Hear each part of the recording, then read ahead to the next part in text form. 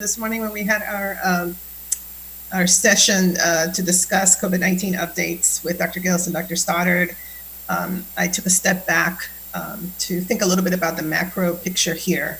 And I feel the same way about this particular piece of legislation. We have been so overwhelmed in working around the clock to address the issues regarding this pandemic and mitigate the impact that I feel like sometimes we don't take a step back to reflect.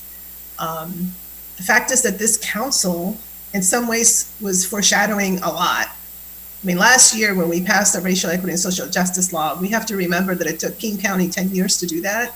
We did it in a year.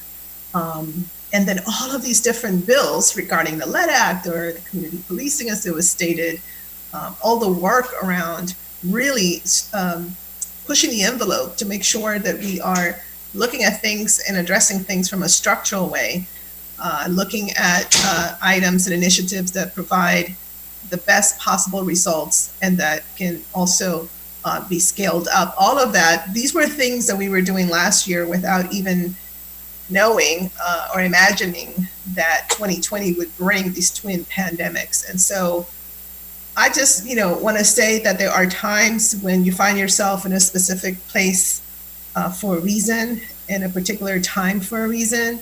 And I have said this before, I so much appreciate each and every one of you because we're all here in this moment trying to meet this moment as best we can. But somehow it was as if we knew that we had to. And so, yes, this is another step forward.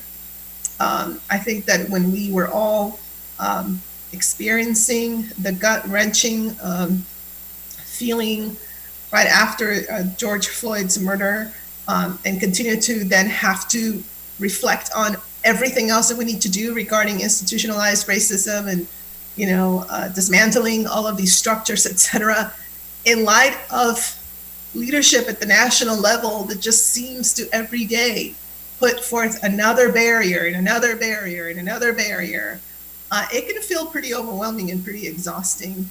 But I am energized every single day because I know that each and every one of you, literally every day, comes up with another extraordinary thing that we can do to change policies, to invest, to address, to mitigate. And I really appreciate that so much because I can't imagine what it must be to be in elected office in some of these jurisdictions where it's as if people are in some twilight zone that don't even want to acknowledge that we even have something called COVID-19 going on and who think that racism is not something that we should be addressing. So I very much feel very, very humble and so honored to be serving this county in this particular time and serving with all of you as well. And I so much appreciate, the leadership of the police department and all our departments, agencies, because everybody is just trying to do that every day to figure out how we can come out of all of this a much better place. So yeah, this is pretty groundbreaking. And again, I thank you for the opportunity to work with each of you to get all of these things done and everything else that we're going to continue to do. Thank you.